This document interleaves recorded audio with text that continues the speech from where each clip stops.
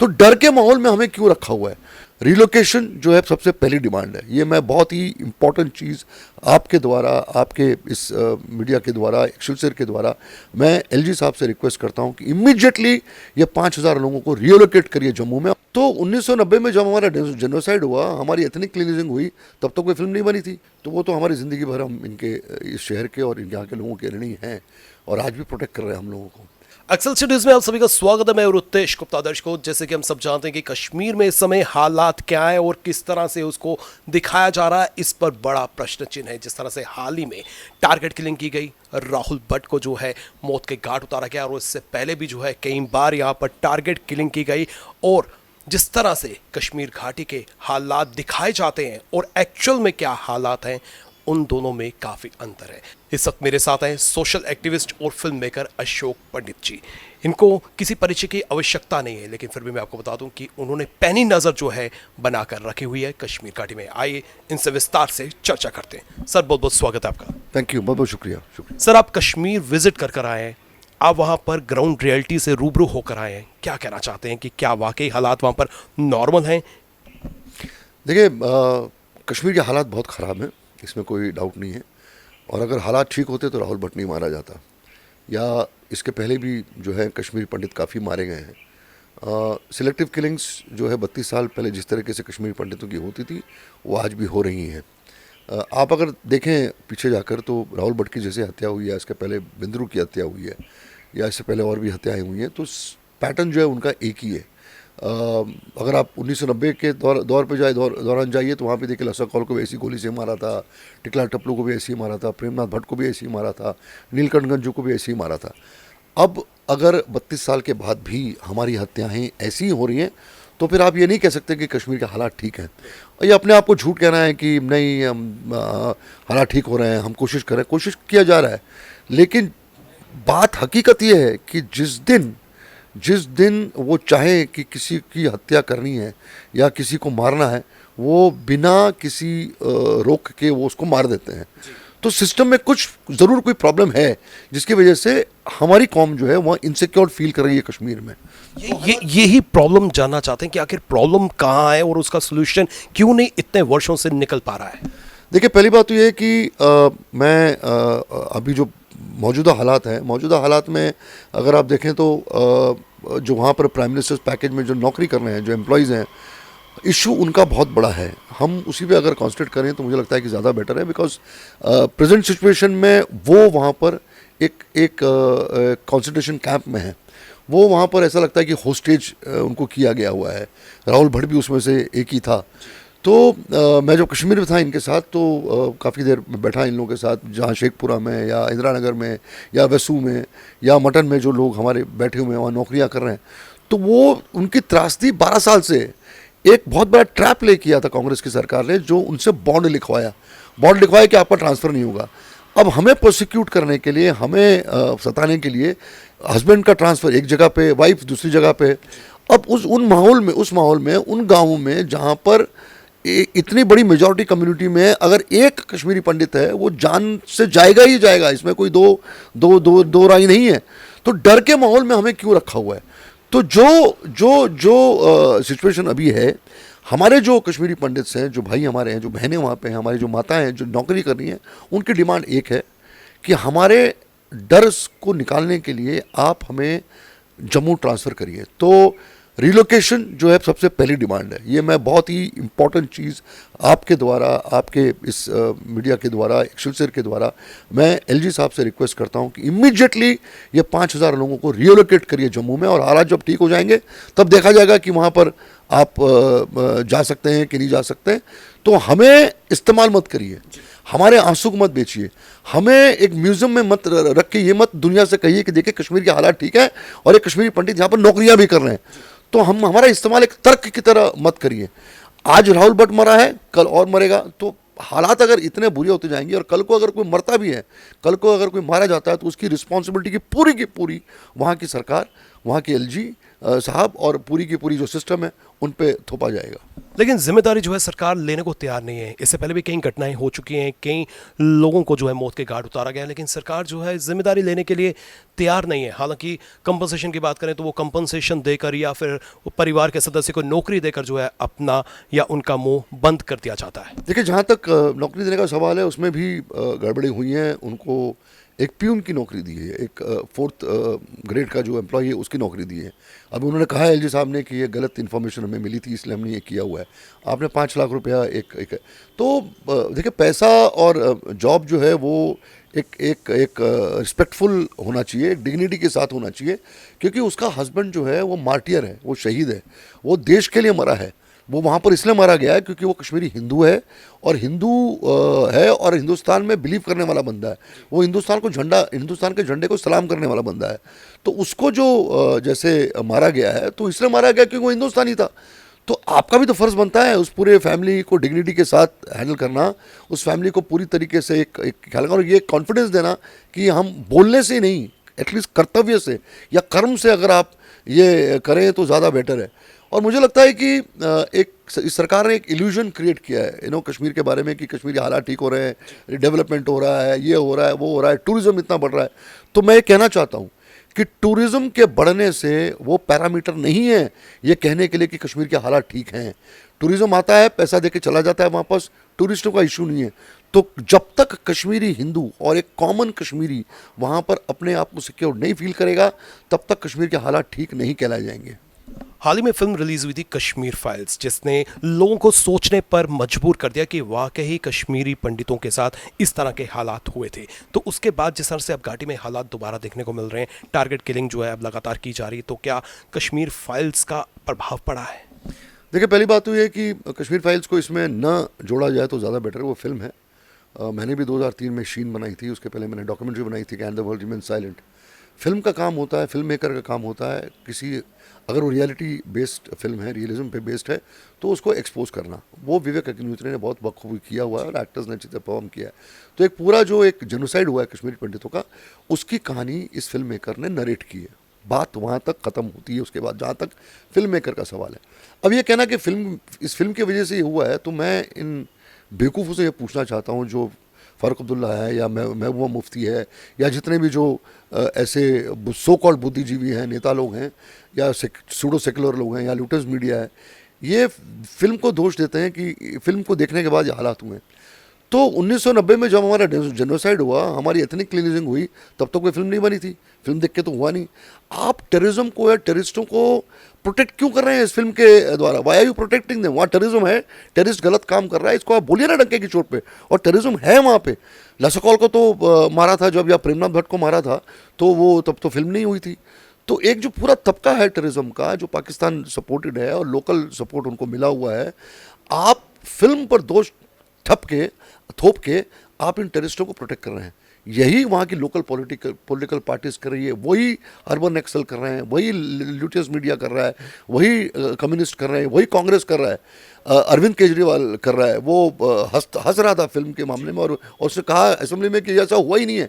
तो ऐसे ऐसे जो ऊट पटांग लोग इस देश में हैं, वो अपनी रिस्पॉन्स, और देखिए इस फिल्म ने उनको अपना चेहरा दिखाया है शीशे में, उनको एक्सपोज किया है, क्योंकि सिस्टम ने फेल किया हमको।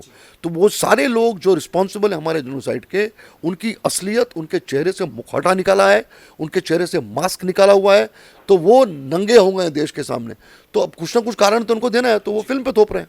आप भी एक फिल्म मेकर हैं, तो जिस तरह से कश्मीर घाटी के हालात हुए, उसके बाद यहाँ पर जो कश्मीर फाइल्स बनी, अब उसके बाद यहाँ पर वो जम्मू में ये लोग आए, उनका स्वागत किया गया, क्या जम्मू फाइल्स भी इस तरह से कोई फिल्म बननी चाहिए? उसके लिए भी जो है लोगों को बताना चाहिए कि उसके बाद क्या हुआ। देखिए, पहली बात तो ये कि जम्मू के हम बहुत बड़े ऋणी हैं, क्योंकि इस शहर ने, इस जगह ने, यहाँ के लोगों ने जिस तरीके से हमें पाला पोसा, हमें प्रोटेक्ट किया, मुझे लगता है कि कोई बहुत मुश्किल है देश में विदेश में कहीं भी ऐसी जगह हमें बाकायदा अपनाया। ये बहुत बड़ा एक सेक्रीफाइस यहाँ के लोगों का और यहाँ के शहर का। तो वो तो हमारी ज़िंदगी भर हम इनके, इस शहर के और यहाँ के लोगों के ऋणी हैं और आज भी प्रोटेक्ट कर रहे हैं हम लोगों को। बात जो लोग हैं कश्मीर में, जहाँ पर जिस तरह हालात में वहाँ पर रह रहे हैं, मेरा एक ही निवेदन है। मैं जो जाके आया हूँ, जैसा आपने पूछा मुझे, कश्मीर जाके आया हूँ मैं, तो मुझे लगता है कि जो 32 साल की जर्नी है कश्मीरी पंडितों की, कश्मीर में जाके जो मैं अपने बच्चों से, अपने लोगों से मिला मैं, तो मुझे लगता है कि हम लोग आगे नहीं बढ़े हैं।